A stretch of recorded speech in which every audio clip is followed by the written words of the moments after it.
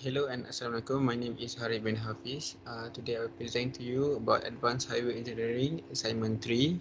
Uh, the assignment will talk about three pavement distress. First of all, pavement distress is created when the pavement experiences a decline in its surface condition or structure load carrying capacity. This declination of pavement strength is due to the pavement experience rutting, cracking, shoving, or other types of surface deterioration. The three flexible pavement distress I am presenting is about faulting, bleeding, and delamination. Faulting is a difference in elevation across a joint or crack, usually associated with underwelded JPCP, usually approach slab higher than lift slab due to pumping. So, when a load cross the approach slab and then allow water to enter the pavement structure and accumulate under the slab.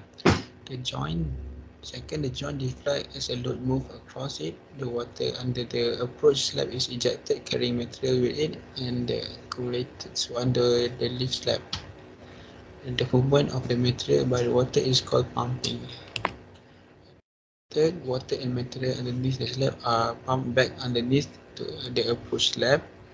Material from the underneath the leaf slab is transferred as well. Uh, this process lead to an accumulation. This process lead to an accumulation of material underneath the approach slab and loss of material underneath the approach slab and lost material from the underneath the slab. The approach slab bends up and while the slab bends down. Possible cause of faulting: first is settlement, second is curling and warping. Uh, Countermeasure for the faulting: if the faulting height less than 3 mm, don't need to repair. Faulting in underwelded GPCP between 3 to 12.5 mm, double bar retrofit. Faulting more than 12.5 mm warrant total reconstruction. Bleeding. The second point is bleeding occurs when the asphalt binder fills the aggregate void during hot weather and then expands onto the pavement surface. Since bleeding is not reversible during cold weather, asphalt binder will accumulate on the pavement surface over time. Possible cause of bleeding is excessive binder, aggregate grading out of the specification, use of soft bitumen, and paving over excessively prime or track surface.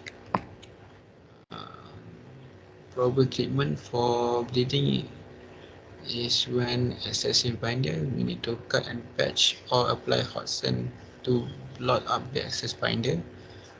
If the aggregate grading out of specification, need to cut and patch also or apply hot sand to blot up the excess binder. If the problem was used of soft bitumen, need to mill and replace. While paving over excessive prime or track surface, we need to cut and patch or apply hot sand to blot up the excess binder. The last point is delamination, separation along a plane parallel to a surface as a separation of coating from substrate of layer of a coating from each other, or in the case of concrete slab, separation near the upper surface. So the possible causes and treatments: if the causes is about inadequate cleaning or track coat, we need to mill and replace. If the seepage of water through asphalt, we need to mill and replace also. And if the cause was weak, loose underlying layer, we need to reconstruction. That's all from me. Thank you.